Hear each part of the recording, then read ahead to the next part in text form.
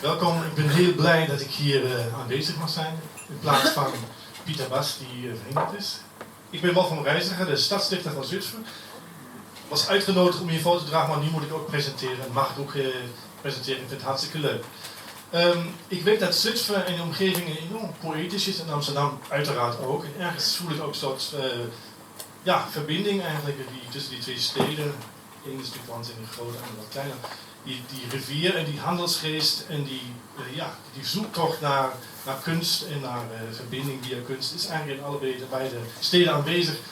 En dat merk je vandaag ook alweer. Ik vind het heel mooi die verschillende gedichten van elkaar te horen en te vergelijken misschien, of te inspireren. Eigenlijk moet je zeggen inspiratie. Is ook altijd mijn thema, maar daarover meer. Ik heb nu de eer om de volgende 3 gasten uit te nodigen, die niet allemaal uit Zutphen komen, maar ook uit de omgeving, uit Almen. Dat zijn collega's van mij waar ik ook woon in Almen. En ik ga gewoon eigenlijk even de lijst af. Ik heb het niet zo goed voorbereid als jij, Paul. Louise Hoekhuis als eerste wil ik uitnodigen. En dan een Beertje van Delden en Jan-Willem Hengeveld. Dat is de volgorde en dan vraag ik eerst even Louise.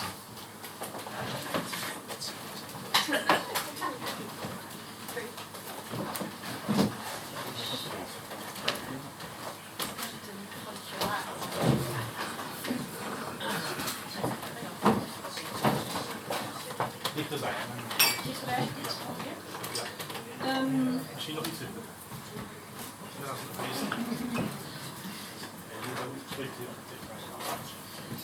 Bij natuurlijk ging ik uit van de golfbeweging. Oorlog, vrede, vrede, oorlog. Tropische temperaturen. Ik waan mij in het land waar ik nooit was. Filmfragmenten laten zien hoe licht ze zich bewogen. Vader, moeder, broertjes. Een gratie ongekend in het kille Nederland. Hollend over hellingen, in uitgestrekte tuinen met hun bloemengeuren dwars door het zeewereld. Onder mijn parasol, koel water in een handbereik, kantelen beelden. Hoe onder deze zon de mannen bielzen leggen voor een spoor richting oneindig. De vrouwen, botten stoten zich aan botten, in rijen op appel. Hun veel te stille kinderen belaagd door tropenziekte, het voor de hitte uit haastige begraven in onbestemde grond.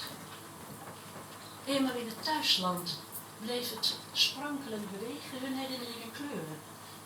Pas met het eind in zicht kreeg in de koortsdroom en doorwaakte nachten het schoeien, branden uit die verdrongen jaren, genadeloos de overhand.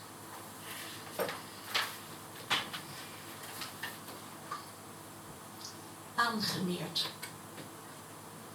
De lijsten bleken nog bewaard en digitaal te achterhalen. De schepen onder zijn gezag, dwars door vijandelijk vuur, behouden weergekeerd. Paloppo, Nieuw-Holland, Tegelberg, Straatsunda, Atje, Mantola, Palele. Namen vastgehecht aan flarden uit mijn kindertijd.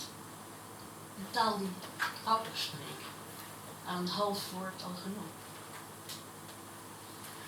Over mijn postume trots schuift een verwarrend heimwee naar de veiligheid van het mysterie.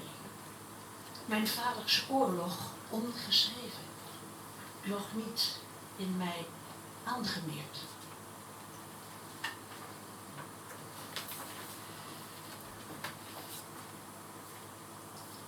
Populieren.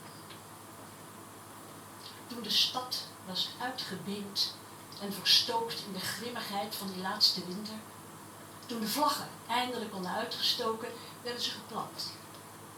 Met hun snelle groei tekenden zij voor de zuurstof waarin de kinderen van de vrede zouden gedijen. Het hoge ritselen rond het grasveld bij het zwembad, die zomermiddagen van luieren en kletsen met vriendinnen. Ze zijn schaars geworden, ruimden het veld voor andersoortige behoeften. Wat overleefde staat langs het spoor, ingeklemd tussen flats, aan de randen van een autokerkhof. Maar zelfs in de verdrukking staan ze opgericht als autonome monumenten. Ze zijn niet voor of tegen. Ze zijn van niemand en van iedereen. Vrede, ritselen ze nog altijd. Vrede.